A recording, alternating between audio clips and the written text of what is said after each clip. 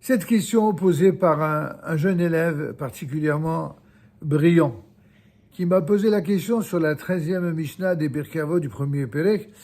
Il dit la chose suivante à propos de Huaya Omer. Vous savez, c'est Hillel et Shammai qui se sont exprimés. Ils étaient en train de dire juste dans le Pérec d'avant, Hillel et Shammai ont reçu l'enseignement de Shammai et Avtalion. Ils avaient la coutume de dire, efforcez-vous de faire partie des disciples d'Aaron, fameux Aaron Cohen, qui aimait la paix, qui l'a recherché, qui aimait les hommes et les rapprochait de la Torah.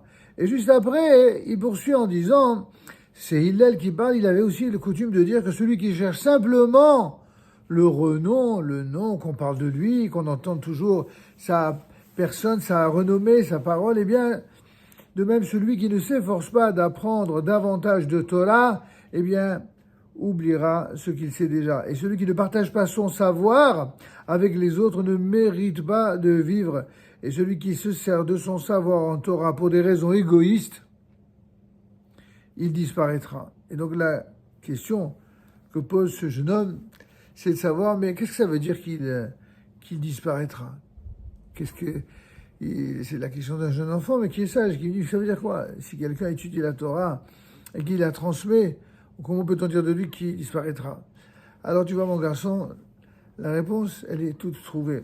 Il y a eu dans l'histoire du peuple d'Israël de très, très, très nombreux Talmid Chachamim, petits ou grands, qui ont existé et qui ont accompagné l'histoire du peuple d'Israël, mais aussi l'éclairage du peuple d'Israël par ses grands maîtres, qui ont produit de la lumière. Sauf que certains, aujourd'hui, tout le monde les connaît, alors que de leur temps, de leur vivant, ils étaient combattus par tout le monde. C'était notamment le cas de grands maîtres. Par exemple, pour ne citer que quelques-uns qui viennent, le Rambam qui est certainement un des plus grands maîtres de tous les temps, un deuxième Moshe Rabbeinu de son temps, mais qui est-ce qui n'a pas voulu le nuire? Les élèves du Rambam ont été brûlés, le Rambam a été traité de tous les noms et par des petites personnes qui ne savaient pas la Torah, c'est par des grands de la Torah. C'est des grands de la Torah qui ont traité le Rambam, mais d'une manière absolument méchante, arrogante et même détestable. Or, voici que tous ceux qui ont maltraité le Rambam aujourd'hui, qui est-ce qui les connaît? Presque personne. Les seuls de l'époque du Rambam que l'on connaît sont ceux qui, même lorsqu'ils étaient en désaccord avec le Rambam, ils l'ont fait à la manière dont le font les sages. C'est-à-dire, en tout bien, tout honneur, en ne méprisant pas avec condescendance ceux qui pensent différemment. Alors ceux-là, on les connaît. On les connaît, par exemple, Rabbi Abraham ben Daoud, le fameux Rahavad. Le Rahavad qui était beaucoup plus âgé que le Rambam. Et le Rambam était un jeune Talmid Chacham par rapport au Rahavad. Et il a fait le fameux Asagot de Rahavad. Il a écrit des réactions, des commentaires, des oppositions assez fréquentes avec ce que dit le Rambam. Pourtant, le Ravad est un très très grand Talmid Chacham que tout le monde reconnaît la grandeur, même si chaque fois qu'il est en machlok avec le Rambam, c'est le Rambam qu'on écoute plus que lui. Mais il n'en reste pas moins vrai que la raison pour laquelle le Ravad, on continue de l'étudier dans tous les lieux d'études, c'est parce que malgré ses différends et malgré des fois des mots durs qu'il a eu contre le Rambam, il s'est comporté en Talmid Chacham. Alors que certains ont eu des mots terribles. Ces gens-là, on ne les connaît même pas. Ils n'existent même plus. Ils sont les oubliés complets de l'histoire. La même chose avec le Ramchal. Il y a des grands maîtres d'Israël dont on sait, pour notamment les chercheurs, on sait qu'ils ont traité le Ramchal comme si c'était un apikoros, un traître, comme si c'était un faux prophète. Il y a même un grand maître connu, grand commentateur du Talmud, qui a tout simplement vendu le Ramchal aux autorités de l'endroit à une époque où celui qui était attaqué pour sorcellerie, accusé de sorcellerie, il était brûlé vif. Et le Ramchal a été attaqué par un grand Talmid Chacham.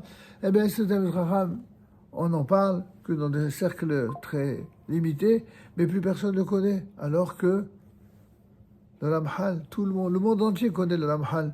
La même chose de façon plus récente pour le Rav Kook, alav shalom.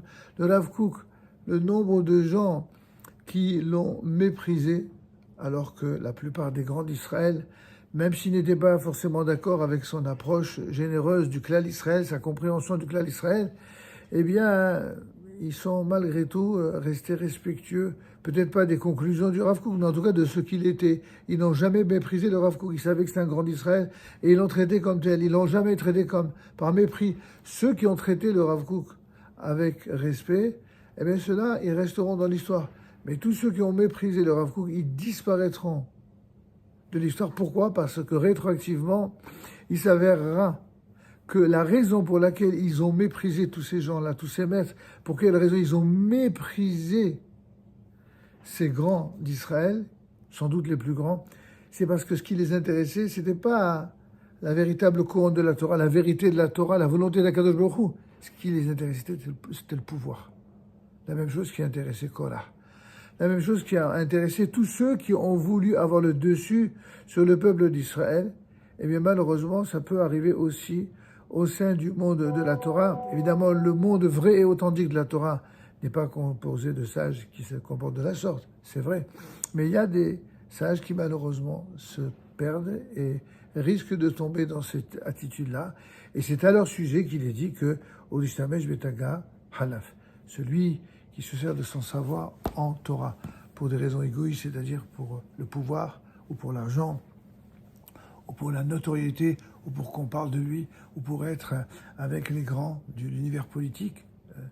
Il y a eu des très très grands Talmidei Chachamim, même des tzadikim comme Yosef HaTzadik, qui était, comme on le sait, au niveau le plus élevé de l'État. Le Ramban, qui était un grand Talmid Chacham et qui était ministre de l'économie de plusieurs couronnes bien connues, l'Espagne, le Portugal, l'Italie.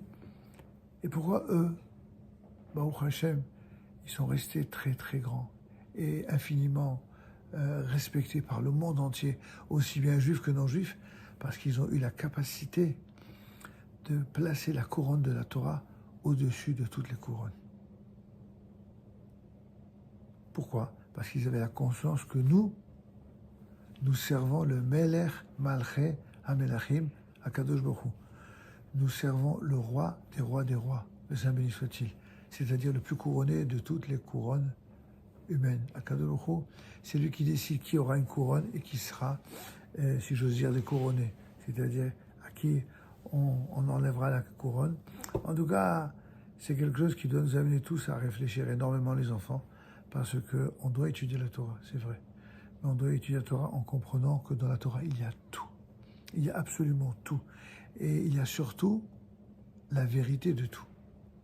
Celui qui étudie la Torah avec cœur, avec dévouement, avec permanence, toute sa vie, jour et nuit, celui-là aura le moyen non seulement de briller dans la rectitude, dans la droiture, mais il aura le mérite de servir Dieu comme il faut et non pas de se servir de Dieu pour atteindre quelques désirs inavouables.